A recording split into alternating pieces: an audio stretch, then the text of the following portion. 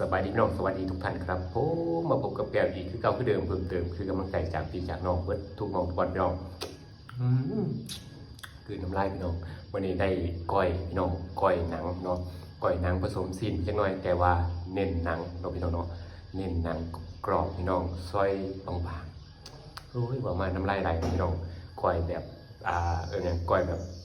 แซ่เพียพี่น้องเนาะแซ่เพียเห็นที่เป็นนั่นน้ำดำๆนี่จังหน่อยเป็นน้ำเพียพี่น้องเนาะโค้งอำลำนะพี่น้องหิวเข่า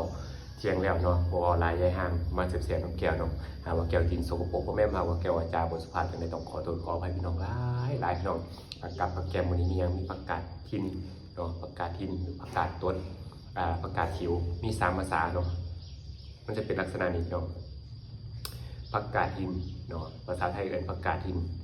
ถ้าภาษาทางอีสานเนาะเรียกผักกาดต้นอีสานที่เราเอิ้นผักกาดต้นบางพื้นที่เนาะพี่น้องเนาะแต่ก็มีอีกภาษาหนึ่งผักกาดขิวพี่น้องเนี่ยรสชาติก็จะออกเป็นไข่วาซาบิเนาะพี่น้องเนาะเรียกว่าวาซาบิของอีสานของเราเนาะมาพี่น้องมาว่าอะไรย่างมาแซมกันโอ้ยหิวข้าวพี่น้องน้ำแดงมายังก่อนพี่น้องมาเอาผักนี่เลยผักกาดต้นเนาะผักกาดต้นนี่ละก่อนหมูเลยคุยกับคักมันก้อยหนังกรอบผสมซีนผสมกันไปเนาะ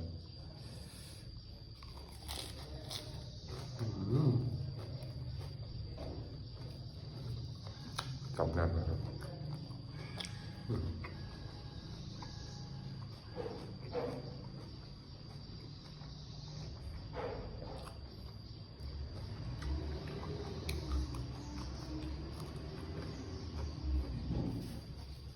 แต่ก็มีอีกพักหนึ่งเนาะอันนี้พักสาระแหน่เนาะตัวนี้จะเป็นสายพันธุ์เปปเปอร์มินต์เนาะกินของเพิ่นถ้าตามที่เกี่ยวไปศึกษาเบิ่งเนาะเพิ่นว่ากินมันแห้งเนาะแต่สำหรับอยากคิดว่ามันกินมันนุ่มนวลแต่ก็มันหอมดีเนาะพี่น้องหอมเนาะแล้วจะมีหลายสายพันธุ์อีกสายพันธุ์นึงก็เองก็สปินิชเนาะเราดูเปปเปอร์มินต์เนาะพี่น้องแซ่บ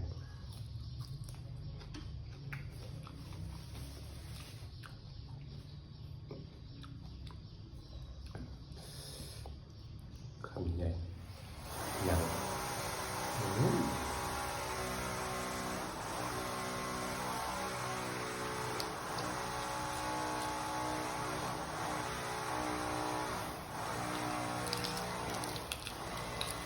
ถ้าป่วยจากอะไรน้องครับมัน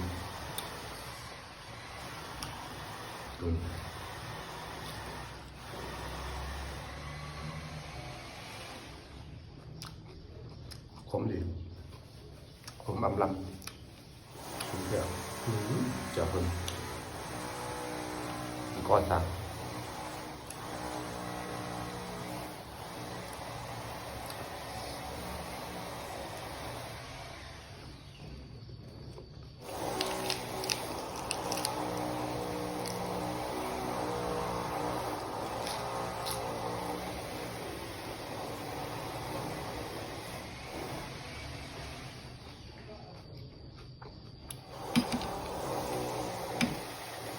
ใส่ลงไปหมด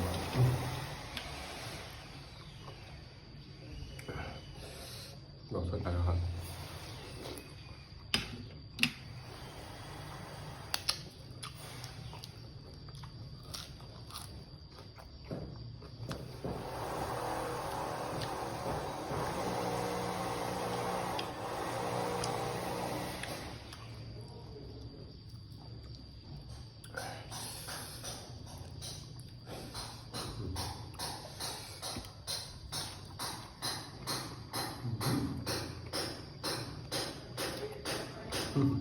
แล้ว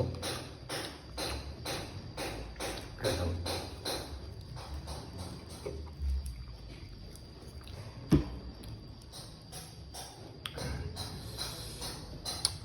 ผักสะระแหน่หรือว่าหอมลาบคุยเอาครับเนาะ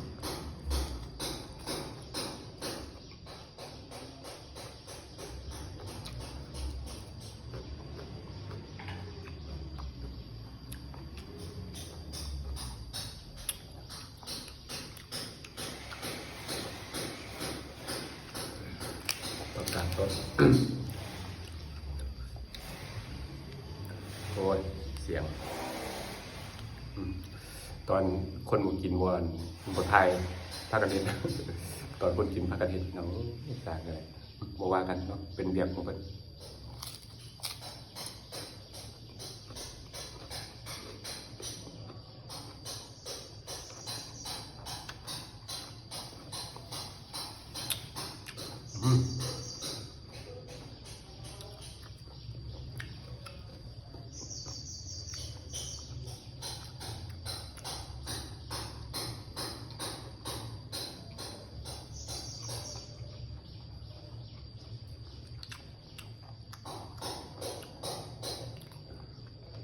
จะเป็นผักข้าวทอง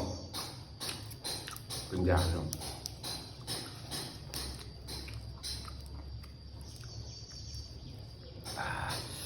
โอ้เผ็ด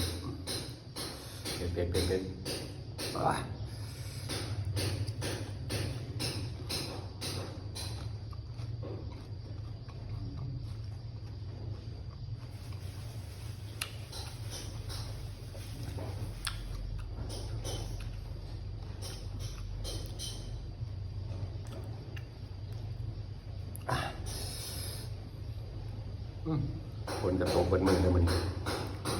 เอาทั้งเสียงฝนทั้งเสียงสร้าง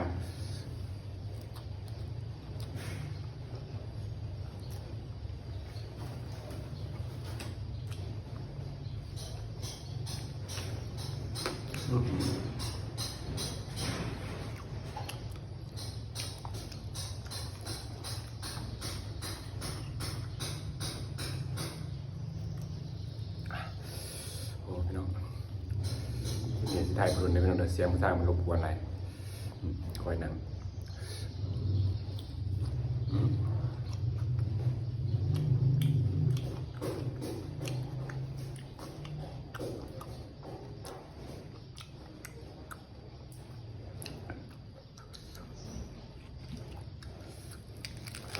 สลัดกรอบ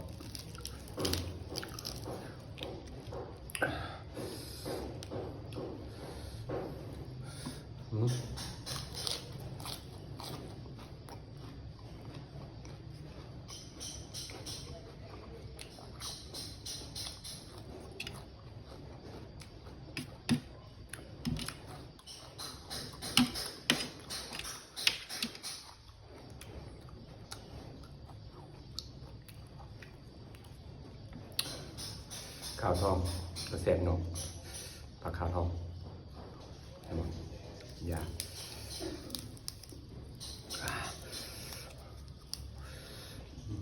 หนุ่มใส่ขัด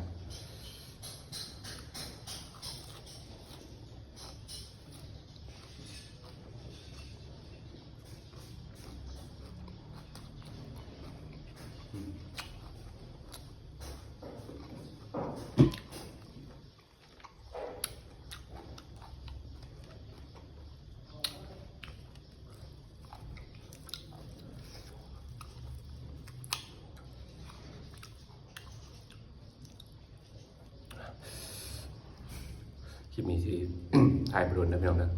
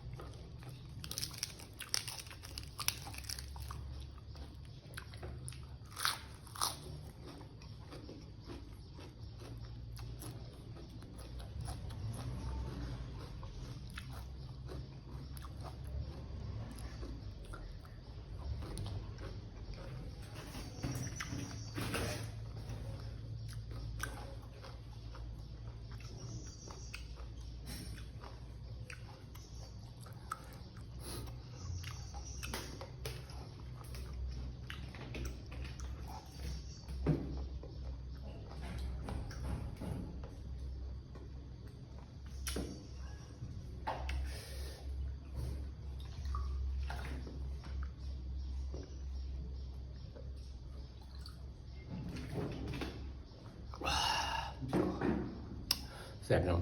แต่บ่เบิดเอาซ้ำกินได้เนาะบ่ฟื้นเนาะเอาสรุปนี่ ฝากพี่น้องเนาะมากดไลค์ติดใจกดแชร์กดติดตามกดกระดิ่งแจ้งเตือนเพื่อที่จะได้บ่พลาดคลิปใหม่เป็นกำลังใจให้แก้วน้ำเนาะหากแกกินสมโปรไม่นำหากว่าแกว่าจะบ่สุภาพต่างๆต้องขอโทษขออภัยพี่น้องหลายสำหรับนี้ลาพี่และน้องก่อนสบายดีสวัสดีครับ